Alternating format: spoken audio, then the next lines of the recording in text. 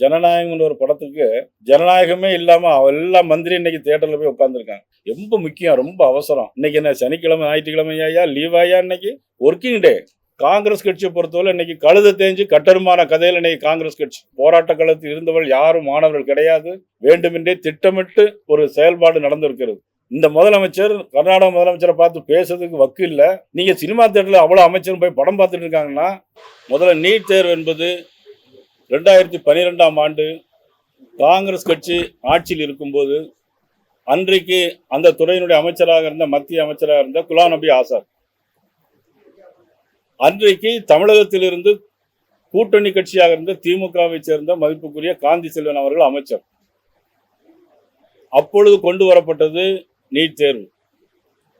Medical council of India MCI உடைய approval படி அது கொண்டு வந்தாங்க, நாம்ஸ் எல்லாம் போட்டாங்க. ஆனா அதை எதிர்த்து பல மாநிலங்கள் சுப்ரீம் கோர்ட்டுக்கு போனாங்க.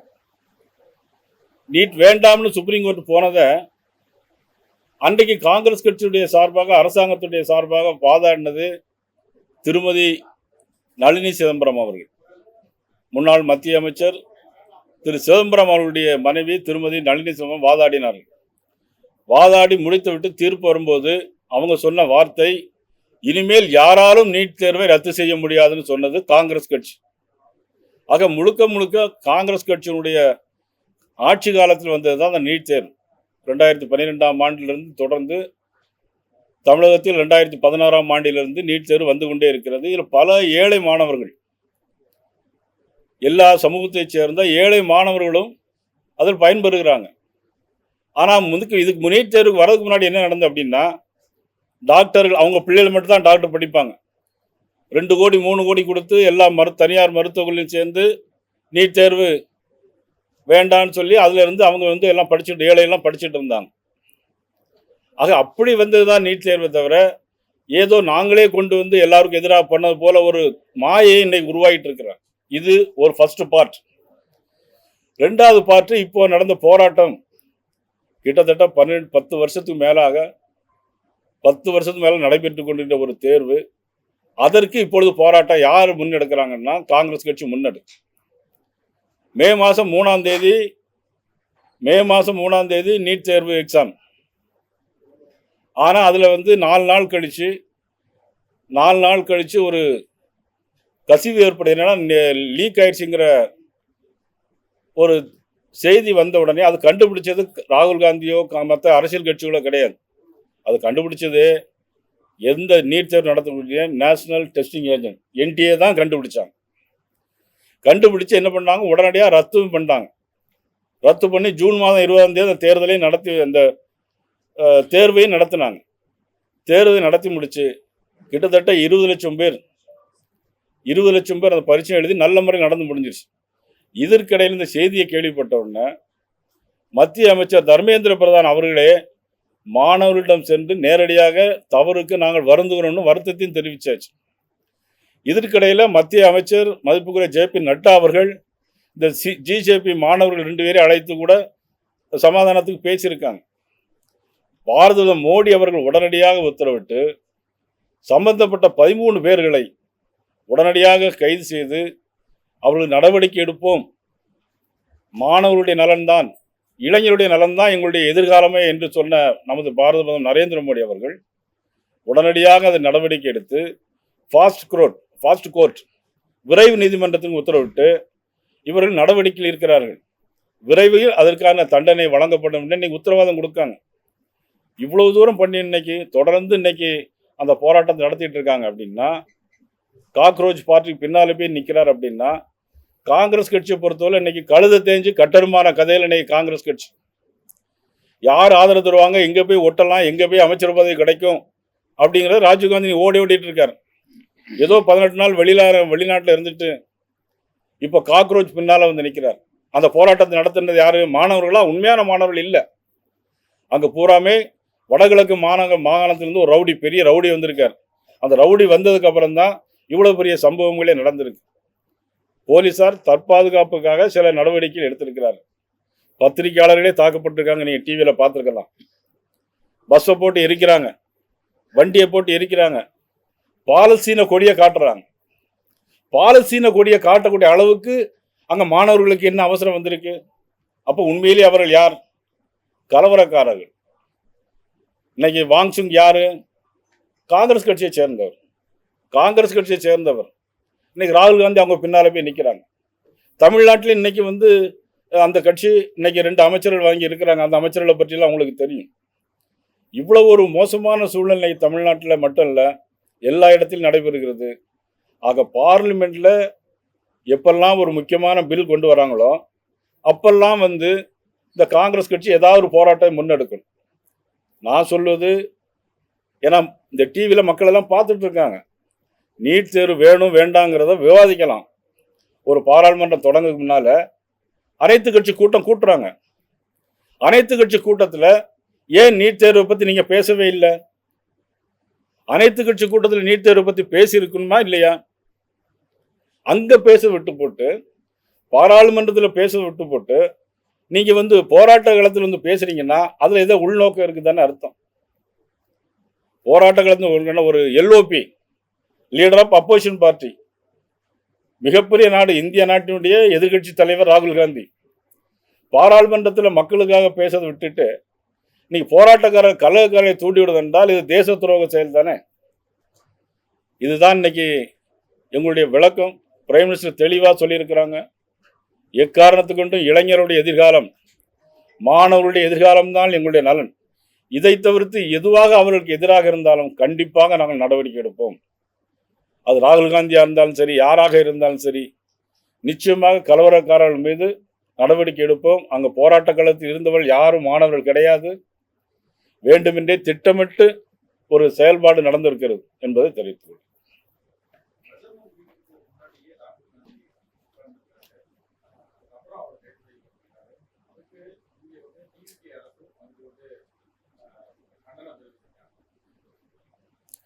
டிவிக்கு அரசு, தமிழ்நாடு அரசு ரொம்ப வருத்தமான ஒரு செய்தி. ஜனநாயகம்னு ஒரு படத்துக்கு ஜனநாயகமே இல்லாமல் எல்லா மந்திரி இன்னைக்கு தியேட்டரில் போய் உட்காந்துருக்காங்க. ஒருத்தர் தேம்பி தேம்பி அழுதுறாரு. நான் யாரோ பக்கத்துக்கு இருந்தவங்க யாராவது எதுவும் நடந்து போச்சோ என்னதோ ஏதோன்னு பார்த்தா, ஏன்னா அவர் இனிமேல் நடிக்க மாட்டாராம், அதனால தேம்பி தேம்பி அழுதாரா. அதை 20-30 பேர் படம் எடுத்து போட்டுட்டு இருக்காங்க. உண்மையிலேயே ரொம்ப வருத்தமும் வேதனையுமான செய்தி. ஒருத்தர் திரும்பி திரும்பி அழுத, அவர் பேர் கல்லானை, இன்னொரு அமைச்சர் பர்வேஸ், அப்புறம் சபாநாயகர், நம்முடைய மேதகு இல்லை, மாண்புமிகு சபாநாயகர். அவர் சொல்றார், உலகம் சுற்றும் வாலிபன் திரைப்படத்துக்கு பிறகு நான் பார்த்த முதல் படம் இந்த ஜனநாயகம். ரொம்ப முக்கியம், ரொம்ப அவசரம். இன்னைக்கு என்ன சனிக்கிழமை ஞாயிற்றுக்கிழமை ஐயா லீவாயா? இன்னைக்கு ஒர்க்கிங் டே, பட்ஜெட் 5ஆம் தேதி. நீங்கள் எங்கே இருக்கீங்க? சினிமா தேட்டரில் போய் இருக்கீங்க.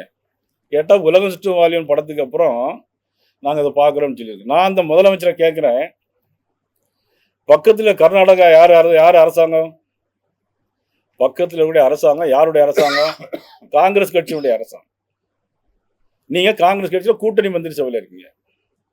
இன்னைக்கு மேட்டூர் அணையில் தண்ணி திறக்கலை. இன்னைக்கு ஜூன் மாதம் திறக்க வேண்டிய தண்ணீர் இன்னைக்கு வரல. ஆனால் இன்னைக்கு அவங்க எதோ பற்றி பேசிட்டு இருக்காங்கன்னா, நீட் தேர்வை பற்றி பேசிட்டு இருக்காங்க. இந்த முதலமைச்சர் கர்நாடக முதலமைச்சரை பார்த்து பேசுறதுக்கு வக்கு இல்லை, திராணி இல்லை. நீங்கள் சினிமா தேட்டரில் அவ்வளோ அமைச்சரும் போய் படம் பார்த்துட்டு இருக்காங்கன்னா, ஓட்டு போட்ட பெரியவர்களை பார்த்து தான் நான் கேட்கணும். என்ன சொல்ல முடியுதா? யார்கிட்ட போய் சொல்ல முடியும்? எவ்வளவு நாடு எவ்வளோ மோசமான நிலைமை போயிருக்கிறது.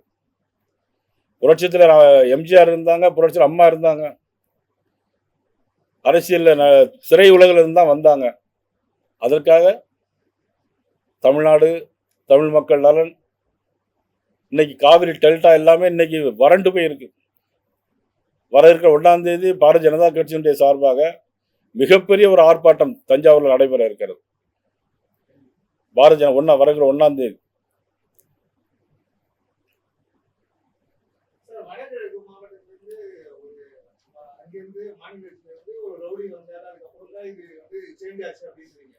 ஒரு டெல்லி போன்ற ஒரு குரூஷியலான சிட்டில இதெல்லாம் வராங்கன்னு முன்கூட்டியே தகவல் தெரிவித்து அவங்க எல்லாம் கைது நடவடிக்கை எடுக்கிறதுக்கு அரசாங்கம் முன்னெச்சரிக்கை நடவடிக்கை எல்லாம் எடுக்கின்ற கேள்வி எழுப்புது. இல்லை, நல்ல கேள்வி. அதாவது ஒவ்வொருத்தரும் ஒவ்வொரு இடத்துல ரவுடிகள் திடீர்னு வந்து பஸ்ஸில் இறங்கினா ஒவ்வொருத்தரையும் கண்காணிக்க முடியாது. சார், அந்த இடத்துல யார் இருக்கிறாங்க அப்படின்னா அதை பொறுத்து கண்காணிக்கலாமே தவிர, இப்படி திடீர்னு வந்து இவங்க வந்து மாணவர்களாக இருந்தால் கூட கண்காணிக்கலாம். சார், இப்ப இந்தியா தலைநகரம் டெல்லி. நீங்க இந்தியா பரந்த பெரிய இரவுலலாம் போராட்டம் நடக்குது. இல்ல போராட்டம்ங்கிறது வேறு. ஆனா ரவுடிகள் உள்ள திடீரென்று நுழைவது என்பது வேறு. ஏன்னா போராட்டம் மாணவர் அமைதியா இருப்பாங்கன்னு நினைக்கிறேன். நீங்க வர்றீங்க, ப்ரெஸ் மீட் இருக்கு, எல்லாரும் அமைதியா திடீர்னு வந்து பெட்ரோல் குண்டை வீசினீங்கன்னா நான் என்ன செய்ய முடியும் உங்களை? இப்போ சென்னையிலேயுமே இப்போ வந்து மாணவர்கள்லாம் வந்து அதான் நீட் தேர்வில் கிட்டத்தட்ட இதுவரைக்கும் கோடிக்கணக்கான பேர் நீட் தேர்வு எழுதியிருக்காங்க. ஒரு மனசாட்சியோடு ஒரு விஷயத்தை நான் சொல்றேன். ஜாதி சமுதாயத்துக்கு அப்பாற்பட்டு ஏழை எளிய திறமை உள்ள மாணவர்கள் வருவதற்கான வாய்ப்பு தான் நீட் தேர்வு. இப்போ ஐஏஎஸ் ஐபிஎஸ் இருக்கிறோம், அதுக்குன்னு ஒரு அவங்க டிகிரி முடிச்சாதான் பரீட்சை எழுத முடியும். ஆனாலும் ஒரு தேர்வு யூபிஎஸ்சி எக்ஸாம் இருக்கு.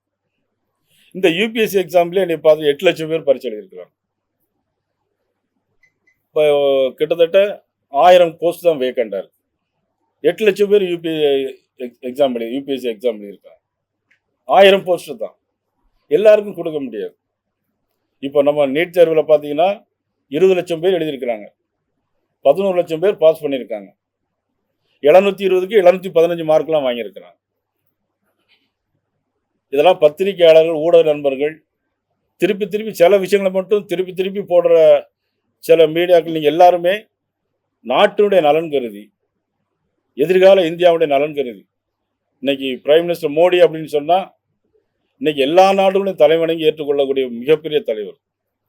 இன்னைக்கு பெட்ரோல் தட்டுப்பாடு இல்லை, டீசல் தட்டுப்பாடு இல்லை, அதையும் உருவாக்க நினைச்சாங்க. ஒரு நாள் பெட்ரோல் பங்குலெல்லாம் போய் கூட்டமாக நின்று பார்த்தாங்க. ஹார்முஸ் நீர்முனையிலேருந்து இன்னைக்கு ஸ்பெஷல் கப்பல் வருதுன்னா because of prime minister Modi. இன்னைக்கு எல்லா நாட்டிலையும் குண்டு போட்டுட்டு இருக்கான். அமைதியாக இருக்கு இந்தியா. ஒரு பெண்ணு கூட இன்னைக்கு டிவியில் பேட்டி கொடுத்தாங்க. ஒருத்தர் பேட்டி கொடுக்குறான். அவங்க என்னன்னா, நம்ம நாட்டை வல்லரசா நாடும் ஆக்குன்னு சொல்லலை, அவன் வங்காளத்தை போல ஆக்கிடுவோம், நேபாளத்தை போல கலவரத்தை உருவாக்கிடுவோம். இப்படி பேசக்கூடிய நாட்டில் உள்ள நம்மளுடைய கலவரக்காரர்கள் இருக்காங்க. பின்னால் கம்யூனிஸ்ட் கட்சி, எஸ்எஃப்ஐ, ஏஎஸ்எஃப்ஐ, இவர்களெல்லாம் அங்கே என்ன வேலை? மாணவர்கள் மட்டும் தானே போராடணும். அமைச்சர் பதவி விலகணும் என்ற கோரிக்கை இருக்கிறாங்க. அண்ணாமலை அவர்கள் போராட்டத்தை ஆதரவு தெரிவிக்கும் விதமாக ஒரு பதிவு போட்டிருக்காங்க. இதுக்கு முன்னாடி மத்திய அமைச்சர் சிதம்பரம் அவர்கள் இருந்தாங்க. அப்போ ஒரு சம்பவம் வந்த போது சிதம்பரத்தை பதவி விலகணும்னு எல்லாருமே சொன்னாங்க. அன்னைக்கு பாரதிய ஜனதா கட்சி சொல்லிச்சு, ஒரு சம்பவத்துக்காண்டி ஒரு அமைச்சர் பதவி விலக வேண்டிய அவசியம் இல்லை அப்படின்னு சொல்லி சொன்னாங்க. அதனால இதுக்காக வந்து பதவி விலக வேணுங்கிற அவசியங்கிறது இல்லை. நமது மதிப்புக்குரிய பிரியங்கா காந்தி ராஜஸ்தானில் ஒரு முறை போகும்போது ஒரு தேர்தல் பிரச்சாரத்தில் பேசியிருக்காங்க. என்ன பேசியிருக்காங்கன்னா, இது வந்து இந்த மாதிரி வினாத்தாள் கசிவு என்பது இந்த தேசத்தில் மட்டும் இல்லை, இந்தியா முழுக்க இருக்குது. இதனால் ஒரு நடவடிக்கை எடுக்க வேண்டும் என்று அமைச்சர் நடவடிக்கை எடுக்க வேண்டாம்னு பிரியங்கா காந்தி பேசியிருக்காங்க. வீடியோ வேணா உங்களுக்கு காட்டுறேன்.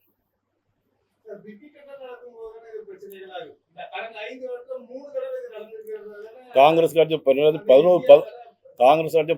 முறை நடந்திருக்கு. காங்கிரஸ் ஆட்சி காலத்தில் 11 முறை நடந்திருக்கு. ராகுல் காந்தி என்ன நடவடிக்கை எடுத்தாரு? 11 முறை இங்க இருக்கு. 11 முறை இருக்கு. தமிழ்நாடு எங்க நடக்கல. அதுக்கு அப்படி நடந்தது சரின்னு நான் சொல்ல முடியாது. நடந்ததுக்கு சம்பந்தப்பட்ட மந்திரி வருத்தம் தெரிவிச்சிருக்கிறார். நடந்த விஷயம் எதிர்கால இளைஞர்கள், மாணவர்கள் தான் எங்களுடைய குறிக்கோள், இதை தவிர்த்து எங்களுக்கு எந்த குறிக்கோள் இல்லைன்னு prime minister of India Modi அவர்கள் சொல்லியிருக்காங்க. ஃபாஸ்ட் ட்ராக் கோர்ட் இது பண்ணியாச்சு. விரைவு நீதிமன்றத்தில் விரைவாக நடவடிக்கை எடுப்போம்.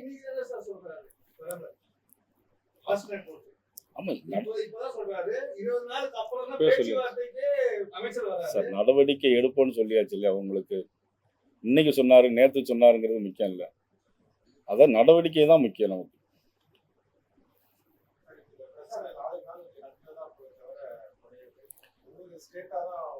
இல்லை, இது மாதிரி விவசாயிகள் போராட்டம் நடந்துச்சு முன்னாடி, டெல்லியில் நடந்துச்சு. ஒரு பெரிய போராட்டம் நடந்து முடிஞ்சிச்சு. அதனால இதெல்லாம் பெரிய இஷ்யூ இல்லை. இதெல்லாம் தேச துரோக நலன். இது தேச துரோக செயல். இதை ராகுல் காந்தி செய்கிறார். எப்பொழுதுமே நாட்டுப்பற்று கிடையாது. இத்தாலி நாட்டை பற்றி தான் கவலைப்படாத தவிர இந்தியாவை பற்றி அவங்களுக்கு கவலையே கிடையாது.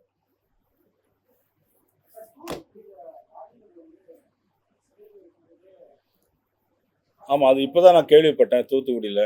ஏற்கனவே சிறையில் இருக்கும்போது சபரிவர்மன் குமரி மாவட்டத்தை சேர்ந்த நாகர்கோவில் ஈத்தங்காட்டை சேர்ந்த சபரிவர்மன் சிறையிலிருந்து அடித்து கொண்டு இருக்காங்க போலீஸ். அதனைத் தொடர்ந்து இப்பொழுது தூத்துக்குடி இன்னைக்கு காலையில் ஒரு சம்பவம் அரங்கேறிக்கிறது. 21 வயது வாலிபர் இன்னைக்கு அடித்து கொல்லப்பட்டிருக்கிறார். ஆக இதை பற்றி முதலமைச்சர் கையில் வைத்திருக்க காவல்துறையை கையில் வைத்திருக்கக்கூடிய முதலமைச்சர் எந்தவித நடவடிக்கையும் எடுக்கும். எதுக்கும் ரியாக்ஷனே கிடையாது. Only reaction only in the cinema and studio, அவ்வளோதான். மக்களை பற்றி கவலையே கிடையாது. No reaction. எல்லாரும் ஆக்ஷன் அழுகிற மாதிரி ஆக்ஷன் பண்ணிட்டு இருக்கிறாங்க தியேட்டரில்.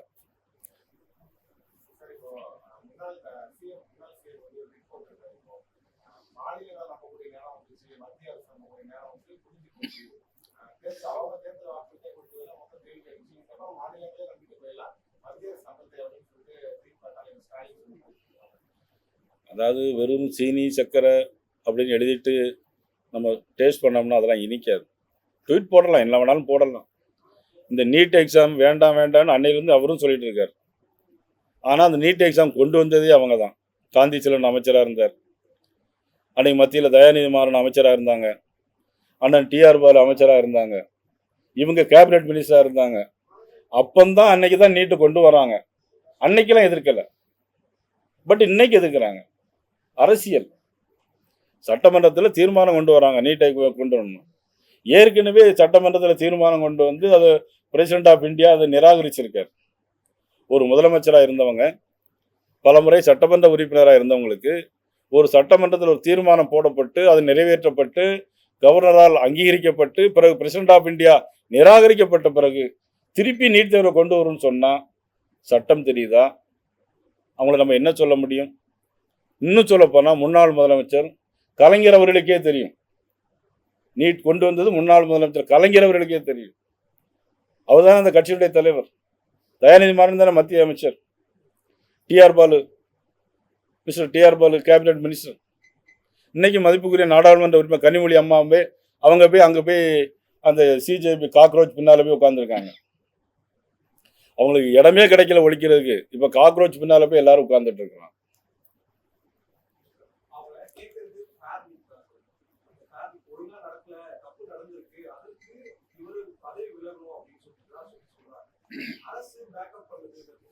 இப்போ திமுக என்ன சொல்றாங்க? நீட் வேண்டான்னு சொல்றாங்களா அல்லது தவறு நடக்கக்கூடாதுன்னு சொல்றாங்களா? எந்த ஸ்டாண்ட் எடுக்க விடுறாங்க அவங்க? திமுக வந்து நீட்டே வேண்டாங்கிறாங்க. அவங்க வந்து தவறுக்கு வருத்தம் தெரிவிச்சிருக்காங்க, நடவடிக்கை எடுத்திருக்காங்க, தண்டனை பெற்றுத்தரும்னு சொல்லியிருக்காங்க. இனிமேல் நடக்காது. இனிமேல் வினாத்தாள் இருந்தால் தானே இந்த பிரச்சனை வரும். இனிமேல் எல்லாமே கம்ப்யூட்டரைஸ். இன்னைக்கு பிரைம் மினிஸ்டர் சொல்லிட்டார், இனிமேல் எல்லாமே கம்ப்யூட்டரைஸ். நீங்கள் எப்போ கம்ப்யூட்டர் முன்னாடி உட்காருங்க, உங்களுக்கு கொஸ்டின் வரும். இனிமேல் அந்த பிரச்சனைக்கே வெளியில். அப்போ ஒரு பிரச்சனையை முடிச்சு வைக்கும்போது முற்றுப்புள்ளி வைக்காம திரும்ப திரும்ப சொல்லிகிட்டே இருந்தோம்னாக்கி அது வேணும்னா சொல்லணும். இப்போ வாதத்துக்கு மருந்து உண்டு, பிடிவாதத்துக்கு மருந்து கிடையாது. இப்போல்லாம் பிடிவாதம் பிடிச்சிட்டு இருக்காங்க. அதுக்கெல்லாம் வேற மருந்து தான் கொடுக்கணும்.